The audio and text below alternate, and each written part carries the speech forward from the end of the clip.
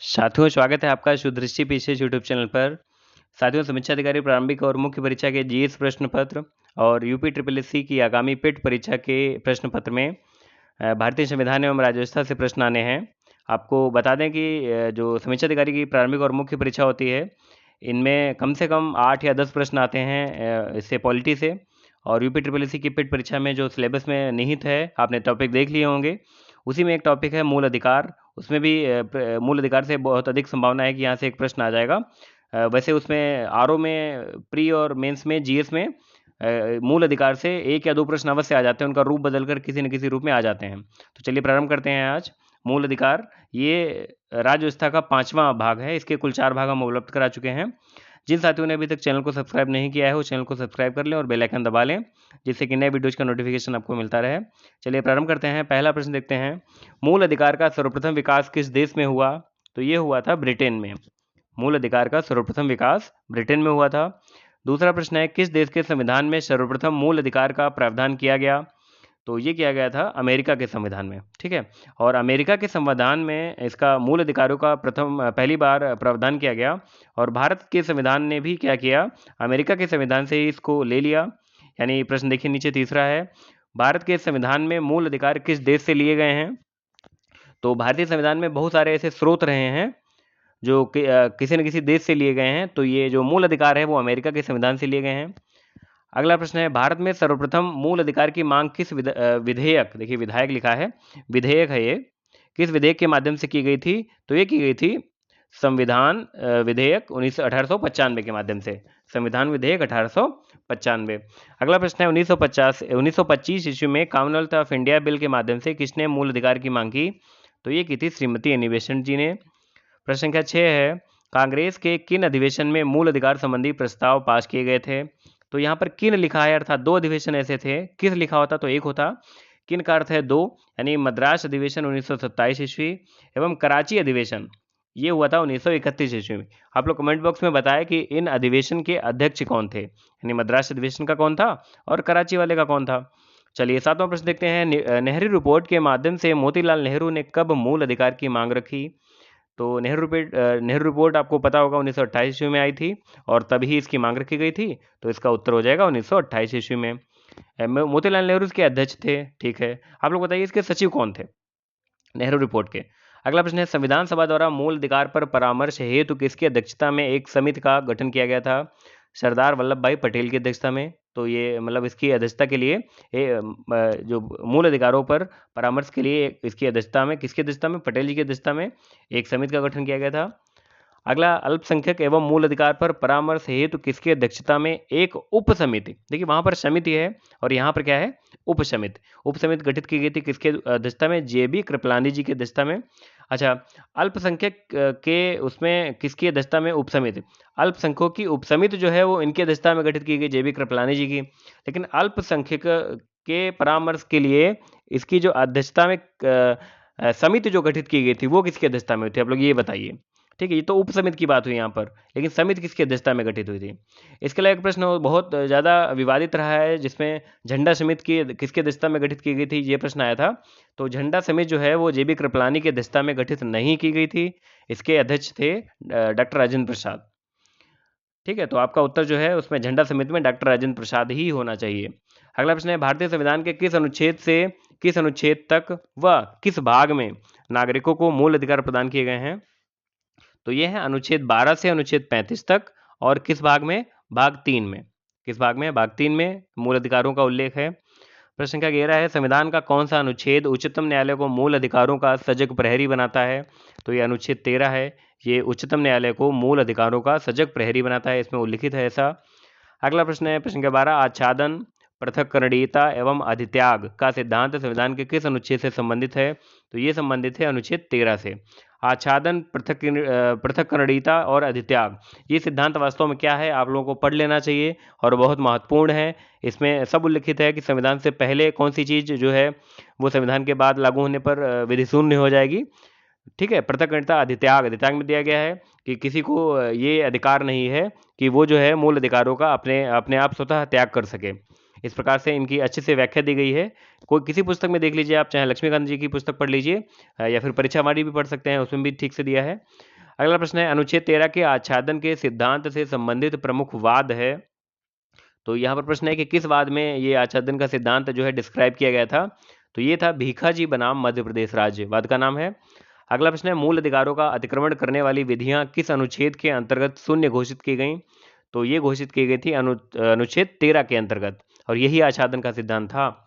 अगला प्रश्न है, किस संविधान संशोधन द्वारा उपबंध किया गया कि आपातकाल के दौरान भी अनुच्छेद 20 तथा अनुच्छेद 21 निलंबित नहीं किए जा सकते हैं। ये हुआ था 44वें संविधान संशोधन द्वारा। ठीक है, आप लोग यहाँ पर कमेंट बॉक्स में बताएं हमें कि किस अनुच्छेद मिनी संविधान किसको बोला जाता है, कौन सा ऐसा संविधान संशोधन है जिसको मिनी संविधान कहा जाता है। ठीक है, अगला प्रश्न है, भाग 3 के लिए राज्य की परिभाषा किस अनुच्छेद में वर्णित है। तो राज्य की परिभाषा 2 बार दी गई है, एक बार भाग 3 के लिए, एक बार भाग 6 के लिए। भाग 3 के लिए अनुच्छेद 12 में राज्य की परिभाषा दी गई है, और भाग 6 के लिए राज्य की परिभाषा किसमें दी गई है, अनुच्छेद 152 में। प्रश्न संख्या 18 है, किस अनुच्छेद के अनुसार राष्ट्रपति आपातकाल के समय अनुच्छेद 20 तथा अनुच्छेद 21 के अलावा अन्य सभी मूल अधिकारों को निलंबित कर सकता है। तो मूल कौन कौन से किस अनुच्छेद के द्वारा कहा गया है, ये कहा गया अनुच्छेद 359 के द्वारा, कि राष्ट्रपति जो है अनुच्छेद 20 और 21 को छोड़कर अन्य सभी मूल अधिकारों, या अधिकारों लिखा है यहाँ पर, सही कर लीजिए, मूल अधिकारों को निलंबित कर सकता है। अगला प्रश्न है, संपत्ति के मूल अधिकार को किस संविधान संशोधन द्वारा मूल अधिकारों से अलग कर दिया गया। तो ये किया गया था 44वें संविधान संशोधन 1978 के द्वारा। प्रश्न संख्या 20 है, संपत्ति का अधिकार चूंकि जब ये अलग कर दिया गया तो अब क्या हो गया। तो संपत्ति का अधिकार अब किस अनुच्छेद के अंतर्गत एक विधिक अधिकार है। ये प्रश्न बहुत बार आया, अब ये एक विधिक अधिकार है, और किस अनुच्छेद के अंतर्गत, अनुच्छेद 300 का।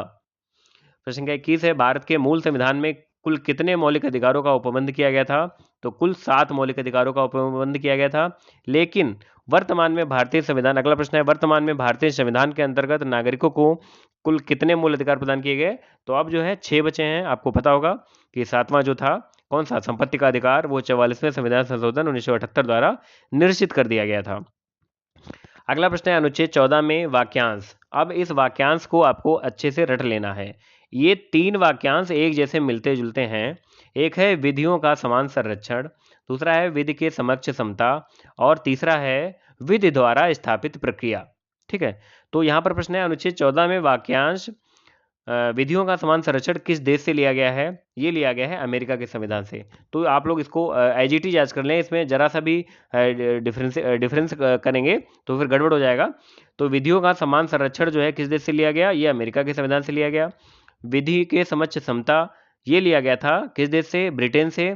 और जो मैंने अभी बताया विधि द्वारा स्थापित प्रक्रिया, आगे प्रश्न मैंने डाला है इसको भी, विधि द्वारा स्थापित प्रक्रिया, ये वाक्यांश जो है जापान से लिया गया है। ठीक है, तो अमेरिका वाले का नाम क्या है, ये भी देख लीजिए, विधि का समान संरक्षण। ब्रिटेन का क्या है, विधि के समक्ष समता। और जापान से क्या लिया गया है, विधि द्वारा स्थापित प्रक्रिया। अब यहाँ पर कुल 6 मूल अधिकार हैं। कौन कौन से 6 मूल अधिकार हैं देखते हैं। तो मैंने एक ही प्रश्न में इनको डाल दिया है। समानता का अधिकार पहला है, किस अनुच्छेद से किस अनुच्छेद तक। कभी कभी प्रश्न यहाँ से बन जाता है, उसमें अनुच्छेद मतलब कुछ गलत दिया होगा और आपको पहचानना होगा कि कौन सा वाला गलत है। तो मैंने सारे जितने भी 6 मूल अधिकार हैं यहाँ पर लिख दिए हैं। समानता का अधिकार है अनुच्छेद 14 से अनुच्छेद 18 तक। स्वतंत्रता का अधिकार है अनुच्छेद 19 से अनुच्छेद 22 तक। शोषण के विरुद्ध अधिकार है अनुच्छेद 23 और अनुच्छेद 24, यानी 2 ही अनुच्छेद है इसमें। धार्मिक स्वतंत्रता का अधिकार है अनुच्छेद 25 से अनुच्छेद 28। संस्कृति तथा शिक्षा संबंधी अधिकार है अनुच्छेद 29 एवं अनुच्छेद 30। और अंतिम जो है संवैधानिक उपचारों का अधिकार, यह है अनुच्छेद 32 में।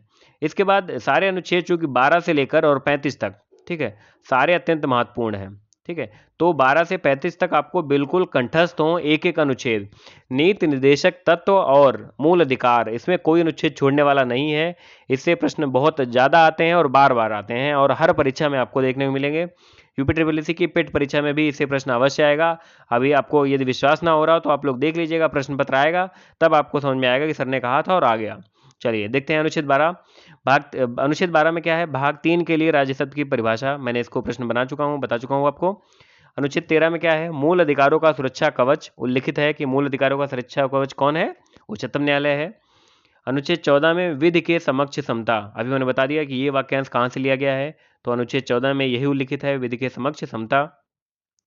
अनुच्छेद 15 में है धर्म, मूल वंश, जाति, लिंग व जन्म स्थान के आधार पर विभेद प्रतिषेध। ठीक है, अनुच्छेद 16 में क्या है, लोक नियोजन में अवसर की समानता। अनुच्छेद 17 में है अस्पृश्यता का अंत। अनुच्छेद 18 में है उपाधियों का अंत। अनुच्छेद 19 में है वाक एवं अभिव्यक्ति की स्वतंत्रता। अनुच्छेद 20 में है दोष सिद्ध के संबंध में संरक्षण। यहाँ पर अनुच्छेद 19 में जो है वहाँ पर इसके कुल 6 भाग हैं। का खा गा, पहले इसमें 7 थे लेकिन बाद में 6 ही बचे। का खा गा घ अड़ा चा वाला जो है निरसित हो गया है, छा है। ठीक है, चा वाला जो है संपत्ति का अधिकार था ये। ठीक है, तो ये निरसित कर दिया गया है। तो अब इसके कुल 6 भाग पढ़े हैं। आपको पता होना चाहिए कि किसमें जो है पूरे भारत में कहीं भी जाकर बस सकते हैं, इसकी स्वतंत्रता है। कहीं भी जाकर संगठन बनाने की स्वतंत्रता किसमें है। तो इसके सारे पार्ट, सारे भाग जो हैं, उपखंड जो हैं, वो आपको अच्छे से कंठस्थ हों।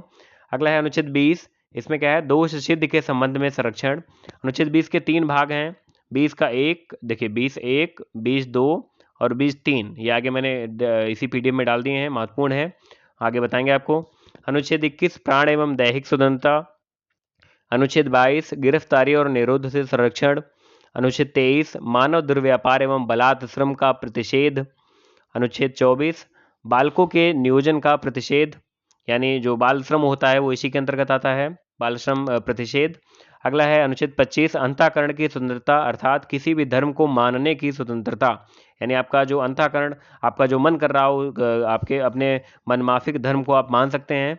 अगला है अनुच्छेद 26 धार्मिक कार्यों के प्रबंधन की स्वतंत्रता, यानी आप जिस धर्म की चाहें उसके कार्यों का प्रबंधन कर सकते हैं, उनका मैनेजमेंट।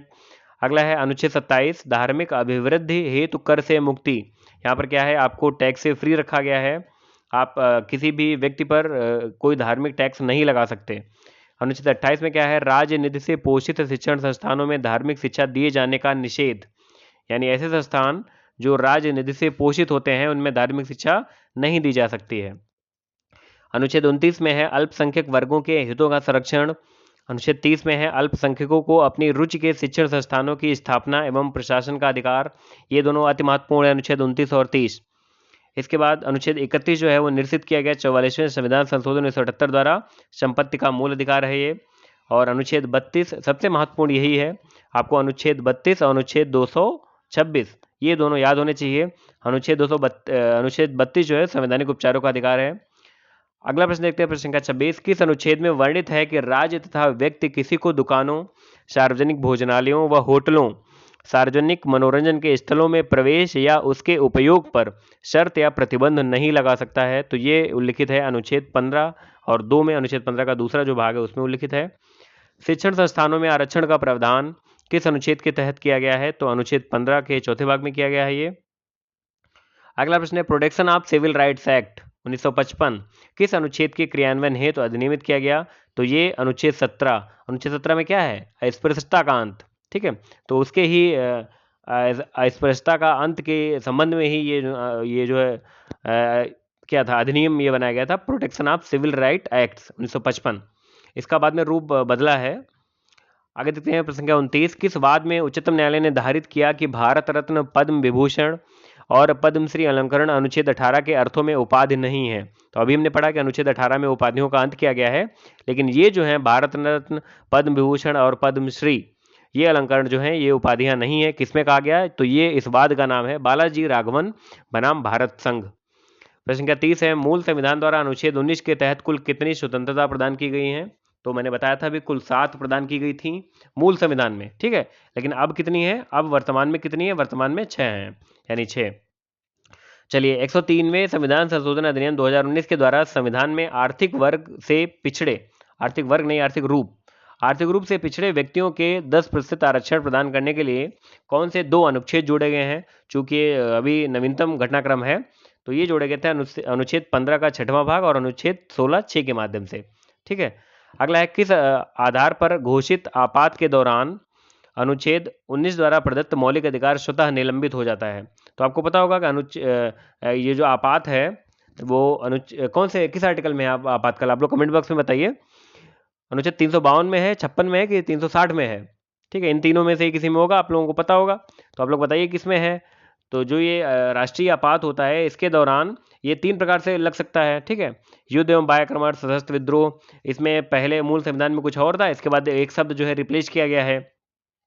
ये सब आपको बहुत अच्छे से, राज्य व्यवस्था ऐसा टॉपिक है, एक बार आपने अच्छे से इसका कॉन्सेप्ट समझ लिया तो फिर जीवन भर याद रहता है ये। तो इसमें प्रश्न हमारा है किस आधार पर घोषित, यानी दो आधार हैं, ठीक है। यदि युद्ध एवं बाह्य आक्रमण के आधार पर घोषित किया जाएगा तो अनुच्छेद 19 द्वारा प्रदत्त मौलिक अधिकार स्वतः निलंबित हो जाएंगे। यदि इसका ऐसी कंडीशन आती है कि युद्ध होता है या बाह्य आक्रमण होता है, तब अनुच्छेद 19 द्वारा अभिव्यक्ति की स्वतंत्रता और ये सब जो है अपने आप निलंबित हो जाएंगे। यदि सशस्त्र विद्रोह होता है, यानी आंतरिक विद्रोह होता है, ये मतलब ये शब्द जो है रिप्लेस किया गया सशस्त्र विद्रोह से, किस आधार पर घोषित आपात के दौरान अनुच्छेद 19 द्वारा प्रदत्त मूल अधिकार स्वतः निलंबित नहीं होता है, तो ये होता है सशस्त्र विद्रोह के आधार पर। अगला प्रश्न है संविधान का कौन सा अनुच्छेद कार्योत्तर विधि से संरक्षण प्रदान करता है? तो मैंने बताया था अनुच्छेद 20 तीन भागों में डिवाइडेड है, तो ये है अनुच्छेद 20 के पहले भाग के द्वारा। यानी कार्योत्तर विधि से संरक्षण का अर्थ है कि आपने जिस समय कोई कृत्य किया, कोई अपराध किया, तो उस समय जो सजा का प्रावधान होगा उसी के अंतर्गत आपको सजा मिलेगी। ये नहीं कि बाद में उसकी सजा कुछ बढ़ गई तो आपको 5 साल पहले जो आपने कोई अपराध किया हो तो उस हिसाब से सजा मिले, नहीं, यदि आगे बढ़ती भी है सजा तो जो है वो आपको बढ़ी हुई सजा नहीं मिलेगी। यदि कोई किसी, आप एक एग्जांपल देते हैं आपको, किसी कृत्य के लिए आपने कोई ऐसा कार्य कर दिया, कोई ऐसा अपराध कर दिया जिसके लिए 2 साल की जेल है अभी, ठीक है, जिस समय आपने किया, लेकिन 5 साल बाद उसमें जो है जेल किसी कारणवश उसमें नियम को रिवाइज किया गया और जेल बढ़ाकर उसमें 5 साल कर दी गई, तो आपको ये नहीं है कि 5 साल की जेल कर दी जाए, आपको कितने 2 साल की ही जेल दी जाएगी, ठीक है, जो सजा है वही है। तो कार्योत्तर विधियों से संरक्षण है अनुच्छेद 20 के पहले भाग में। अगला है किस अनुच्छेद के तहत दोहरे दंड से संरक्षण प्रदान किया गया है? दोहरे दंड से संरक्षण का अर्थ है कि आप ये नहीं कि आपने कोई एक अपराध किया, उसकी सजा एक बार काट ली, उसके बाद फिर 2 साल बाद आपको उसी अपराध के लिए, आपने यदि अपराध दोबारा किया है वो, तब तो आपको दोबारा सजा भुगतनी पड़ेगी, लेकिन उसी अपराध के लिए जिसके लिए आप सजा काट चुके हैं आपको दोबारा दंड नहीं मिलेगा, ठीक है। तो ये दोहरे दंड से संरक्षण प्रदान किया गया अनुच्छेद 20 के भाग 2 द्वारा।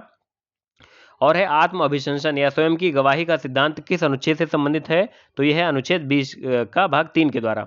इन तीनों को आप अच्छे से देख लीजिए किसमें क्या है। यानी अनुच्छेद 20 के भाग 3 में निहित है कि किसी को स्वयं की अपने खिलाफ गवाही के लिए विवश नहीं किया जाएगा। किसी से ऐसा नहीं कहा जा सकता है कि आप अपने खिलाफ गवाही लीजिए और उसके आधार पर उसको सजा निर्धारित कर दी जाए, तो ये इसमें उल्लिखित है। अगला प्रश्न देखते हैं, किसी व्यक्ति को उसके प्राण एवं दैहिक स्वतंत्रता से किसके अनुसार वंचित किया जा सकता है? तो ये देखिए किसके अनुसार? विधि द्वारा स्थापित प्रक्रिया के अनुसार। और मैंने बताया था कि ये जो वाक्यांश है विधि द्वारा स्थापित प्रक्रिया वाक्यांश जो है जापान के संविधान से लिया गया है। प्रश्न संख्या 40 है, किस वाद में उच्चतम न्यायालय द्वारा शिक्षा के अधिकार को जीवन के अधिकार में शामिल किया गया है? तो ये शामिल किया गया मोहिनी जैन बनाम कर्नाटक राज्य में। बहुत महत्वपूर्ण वाद था, बहुत ऐतिहासिक वाद रहा ये, और इसमें जो है शिक्षा के अधिकार को जीवन के अधिकार में शामिल कर दिया गया है। यानी प्राण एवं दैहिक स्वतंत्रता में अनुच्छेद 21 में 6 से 14 वर्ष वाला आपने पढ़ा होगा। तो ये कौन सा बात था? मोहिनी जैन बनाम कर्नाटक राज्य। अगला प्रश्न है, प्रदूषण मुक्त जल और वायु के उपयोग का अधिकार किस अनुच्छेद के अंतर्गत एक मूल अधिकार है? तो ये अनुच्छेद 21 के अंतर्गत एक मूल अधिकार है और 21 वाद में ऐसा निर्धारित किया गया था। तो ये सुभाष कुमार बनाम बिहार राज्य में ऐसा निर्धारित किया गया था कि प्रदूषण मुक्त जल और वायु के उपयोग का अधिकार एक मूल अधिकार है। प्रश्न संख्या 42 है, किस वाद में विदेश भ्रमण का अधिकार एक मूल अधिकार घोषित किया गया? तो ये किया गया था मेनका गांधी बनाम भारत संघवाद में किया गया था। अगला प्रश्न है, किस संविधान संशोधन के द्वारा अनुच्छेद 21 क, ये अनुच्छेद 21 का नहीं है, क है, का खगा वाला क, के अंतर्गत शिक्षा के अधिकार को मौलिक अधिकार का दर्जा प्रदान किया गया? तो ये प्रदान किया गया था 86वें संविधान संशोधन अधिनियम 2002 के द्वारा।